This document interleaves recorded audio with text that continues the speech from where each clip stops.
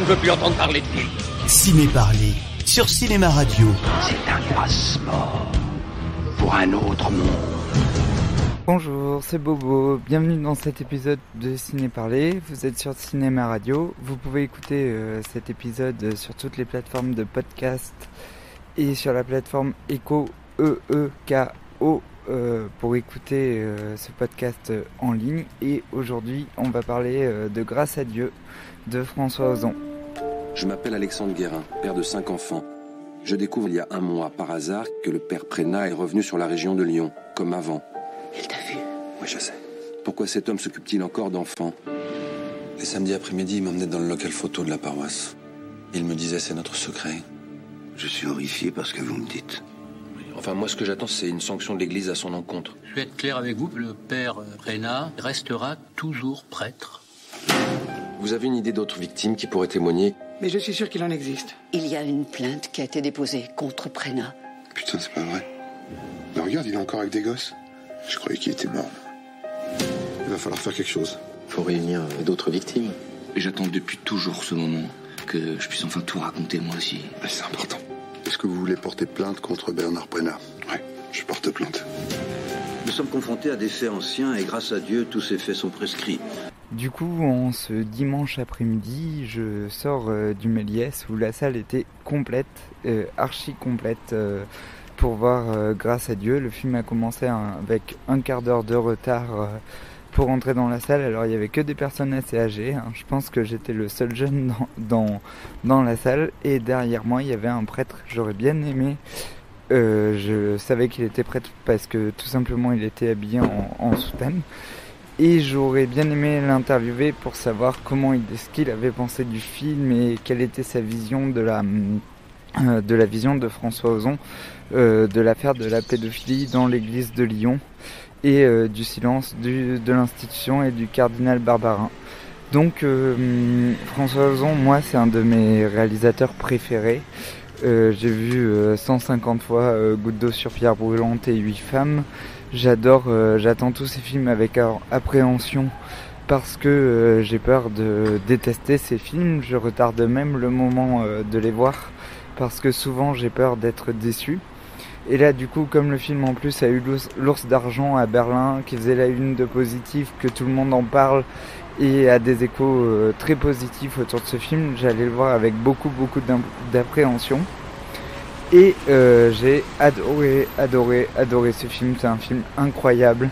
C'est un film qui est bien plus fort que Les Chatouilles, même si je trouve ça génial que le cinéma français s'attaque à des gros sujets, fasse des films dossiers, mais avec une vision artistique, quoi. Parce que Andrea Bescon et Éric Métaillé dans Les Chatouilles, ils avaient une vraie vision artistique.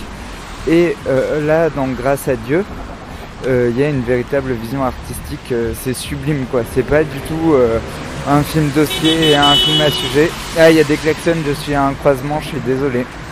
C'est pas du tout un film dossier à sujet comme l'était Spotlight. D'ailleurs, il y a une petite référence dans Grâce à Dieu à Spotlight qui est assez bien vue et bien rigolote dans le décor d'un commissariat. Mais de toute façon, les décors sont magnifiques, notamment la chambre du cardinal Barbarin. Vous verrez ce qu'il y a encadré dessus. Et en fait, le film réussit tout ce que ce genre de film entreprend d'habitude. Et ben là, le réussit avec classe. Donc du coup, l'histoire, c'est les anciennes victimes d'un prêtre pédophile qui décide de porter plainte. Du coup, une première victime porte plainte incarnée par Melville Poupeau, qui est comme d'habitude merveilleux, quoi. C'est un incroyable acteur. Et après, le relais va être passé à Denis Ménochet, après à Eric Cavarca et après à Swan Arlo. Du coup, ils jouent tous trop bien. C'est vraiment, si vous aimez les acteurs, c'est vraiment un film merveilleux. Et en plus, il rejoue des témoignages de victimes, vu que les prénoms n'ont pas été changés. Et donc voilà, c'est un film très réaliste. Même plusieurs critiques qui ont reproché de ne pas avoir fait un documentaire, mais moi je trouve ça très bien qu'il ait fait un film, parce que déjà pour le plaisir des acteurs, et puis la manière dont la ville est filmée, dont Lyon est filmé, c'est vraiment merveilleux. Et un documentaire n'aurait pas transmis l'ambiance de la presqu'île et des quartiers bourgeois de la presqu'île côté Saint-Jean de cette manière-là, et la vision que François Ozon a de Lyon est vraiment sublime, quoi.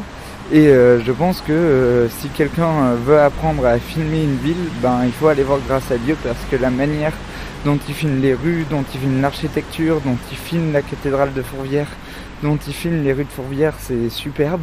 Et aussi il a réussi ce que Campillo avait raté dans son 20 battements par minute, à savoir la confrontation dans l'association, parce que les victimes vont se constituer en association qui va s'appeler la Parole Libérée, et vont ouvrir un site internet pour recueillir les témoignages d'anciennes victimes de prêtres pédophiles pendant les camps scouts, ou même pendant la messe ou pendant le catéchisme. Et du coup, dans cette association, les gens ne vont pas obligatoirement être d'accord de la manière dont on peut se positionner par rapport à l'institution. Et il filme les débats et les confrontations, et des fois il filme pas des longs discours, mais il filme juste les regards. Et ça, c'est vraiment fort, de filmer les désaccords dans une association autour d'une table, entre des gens sans parole, sans discours, juste à travers des échanges de regards. Ça m'a vraiment beaucoup touché. En plus, c'est vraiment un sujet qui m'intéresse, le conflit au sein d'une association. C'est très chouette. Et il y a un truc qui est aussi très impressionnant dans ce film, mais très violent, c'est la manière dont il n'accable pas Barbarin, et dont il filme ménageant la chèvre et le chou, à savoir voilà quoi, quand quelqu'un lui dit j'ai été victime de pédophilie, il dit, mais il essaye de protéger son institution. Alors je trouve ça hyper violent, parce que je pense que c'est un personnage assez dégueulasse, mais de toute façon, tout le milieu que filme François Ozon, je pense que moi, c'est pas un milieu que je fréquenterais, quoi. C'est la haute bourgeoisie lyonnaise, sans doute de droite. Et du coup, je trouve ça vraiment merveilleux, la manière dont François Ozon filme ce milieu, s'immisce dans ce milieu. On dirait presque un film policier, un polar qui se passerait dans le milieu des courses. Mais là, ce qui l'intéresse, c'est le milieu de la catholique bourgeois lyonnais. Et peut-être que même il s'est intéressé à ce milieu en fait, et qu'il a choisi le sujet après. Mais en tout cas, les deux se servent mutuellement, et j'ai trouvé ça vraiment très chouette, la manière dont les deux choses se répondent en fait, la manière dont il raconte l'histoire et dont l'histoire vraie avance, et la manière dont le milieu bourgeois catholique lyonnais est filmé. J'ai trouvé ça vraiment merveilleux et sublime. Et il y a quelque chose que j'ai adoré aussi, c'est la manière dont les victimes se posent les questions par rapport à l'institution. Est-ce qu'il faut protéger l'institution, ou est-ce qu'il faut dénoncer l'institution? Et est-ce qu'il faut dénoncer l'institution de l'extérieur ou de l'intérieur de l'église? La scène finale, le repas final, avec tous les personnages réunis autour de la table, et qui débattent de savoir s'il faut se faire débaptiser ou non, sans que ça traîne en longueur, parce que le film dure 2h15, il n'y a pas une minute de trop, il n'y a aucun gras. C'est vraiment un film merveilleux, tellement bien écrit, tellement bien cadré, tellement bien filmé. C'est sublime. Là, je sais qu'il y a le numéro de Positif qui m'attend à la maison avec l'interview de François Ozon. Je suis très impatient d'aller le lire. Je ne sais pas si Télérama a fait la fine bouche devant ce film, mais je vais aller regarder à la bibliothèque. Mais en tout cas, c'est un film qui m'a vraiment touché, bouleversé. J'ai beaucoup aimé la manière dont il décrivait les enfants aussi, et les compagnes des victimes. Et la manière, par exemple, il y a une scène où les enfants parlent de Reservoir Dogs autour d'une table. Et j'ai trouvé ça vraiment très beau, la manière dont c'était agencé, le rapport à la violence au cinéma et à la violence de ce que les victimes qui parlent ont vécu. Bref, ça m'a beaucoup touché. J'ai trouvé ça merveilleux. C'est un film qui gagne à être revu, je pense, parce qu'il y a beaucoup de couches dans ce film. C'est un film qui aborde énormément de sujets et qui les aborde très bien. Il ne laisse rien de côté. C'est un film qui prend les choses à bras le corps en fait. Et voilà, ça m'a touché quoi. C'est vraiment un film qui m'a bouleversé. Je suis pas du tout objectif quand je parle du cinéma de François Ozon. Et je comprends tous les reproches qu'on lui fait d'habitude, mais moi ce sont des reproches qui ne me dérangent pas. Et voilà, je vous invite à aller voir Grâce à Dieu, j'espère qu'il vous plaira. C'était assez fou de voir une salle aussi complète au Méliès. J'aurais préféré le voir. Bon, je me réjouis qu'il y ait des gens dans les salles, hein, mais les gens sont tellement énervants, les gens ils râlent qu'il y ait du monde au cinéma, alors que c'est trop bien que le cinéma français ait du succès, et de voir qu'on a des putains de réalisateurs français comme François Ozon. Bref, ça m'a trop touché, j'étais très très content de voir ce film, donc je vous conseille d'aller le voir. Voilà, c'est un film qui m'a énormément plu, j'espère que j'ai rien oublié, parce que je sors à peine de la séance et il y a beaucoup de choses qui se brassent en moi dans ce film, quoi. Ça m'a un peu tiraillé, quoi.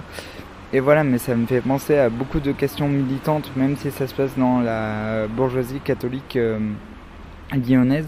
C'est aussi un film sur la communauté, quoi. Comment tu protèges ta communauté, est-ce que c'est la communauté qui prime ou c'est les victimes qui priment, voilà, parfois ça me fait penser à certains discours des indigènes de la République qui disent oui, quand un noir t'attaque et si t'es noir, il faut pas porter plainte parce qu'il faut protéger la communauté avant de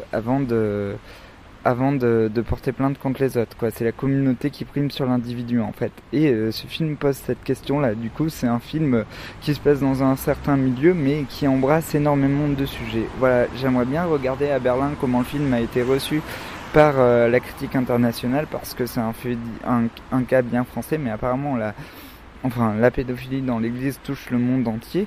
Et voilà, il y avait le film de Pablo Larraín, El Club, que je vous conseille de voir aussi, qui parlait de ce sujet-là. Voilà, j'espère que cet épisode vous a plu. C'était Bobo pour Ciné Parler sur Cinéma Radio. N'oubliez pas que vous pouvez écouter cette émission sur toutes les plateformes de podcast et sur cinémaradio.com. Ciao ciao. Je ne veux plus entendre parler de lui. Ciné Parler sur Cinéma Radio. C'est un passeport pour un autre monde.